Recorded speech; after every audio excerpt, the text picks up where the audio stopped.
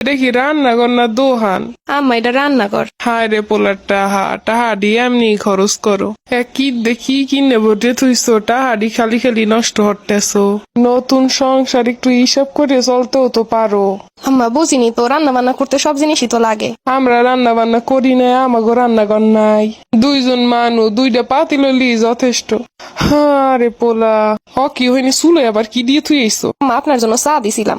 এই দুহারটার হালে কেউ চা খায়? কোনো হিসাব নাই, কোনো হিসাব নাই। ভালোর জন্য চা বানাইতে গেলাম, এটাও দোষ হয়ে গেছে। পোলার টাকায় জীবনে কোনো কিছু একটা কিনি নাই, পোলারে কোনোদিন কিছু আনতে কই নাই। সংসার করে খাইবো, টাকা পয়সা লাগবো, আর হেই টাকা এমন করে ভাঙতাছে কোনো হিসাব নাই। পোলাডার কষ্টের টাকা কেন যে আইতে গেলাম এই সবার সোহে দেখে সহ্য হইতাছে না। দূরে আসলাম, ভালো আসলাম, যা করতেছিল পোলাডার এইসব কষ্ট দেখে আর সহ্য হইতাছে না।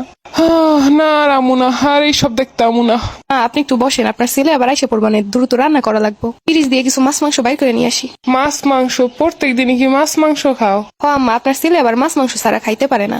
যত সব পোলার সুতা। পোলারে যা খাওয়াইছি কোনোদিন একটা টুটা শব্দ করে না, এখন এই পোলা নাকি মাছ মাংস ছাড়া ভাত খাইতে চায় না। আম্মা আপনি একা একা কি করবেন, টিভিটা ছেড়ে বসে কিছু দেখেন। টিভিও কেনছো? আরে পোলার টাহাডি এরম নষ্ট করতেছে। 2 মাসে যা যা কেনছে পোলার দ্বারে মনে হয় আর এক পয়সাও নাই। আম্মা আপনার ছেলে অফিসে গেলে একা একা কি করবো, তখন একটু টিভিটা সাইডে দেখি, এর জন্য টিভি কিনছি। এইসব টিভি না দেখে তো ঘরের কাজকর্মও করতে পারো। আম্মা ঘরের কাজকর্ম আর কতটুকু, দুজন মানুষের কাজকর্ম এতে আর সময় লাগে।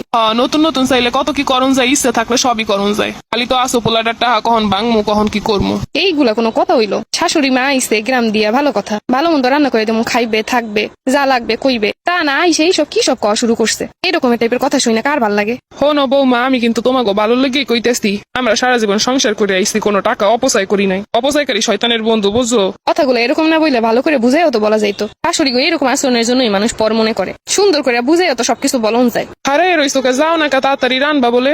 আরে খোদা, 2জন মানুষ কতরি রুম নিছে ভাড়া। 2জন মানুষ দুগ্গ ছোট রুমই হইয়ে যায়, আর কত বড় বড় রুম নিছে ভাড়া।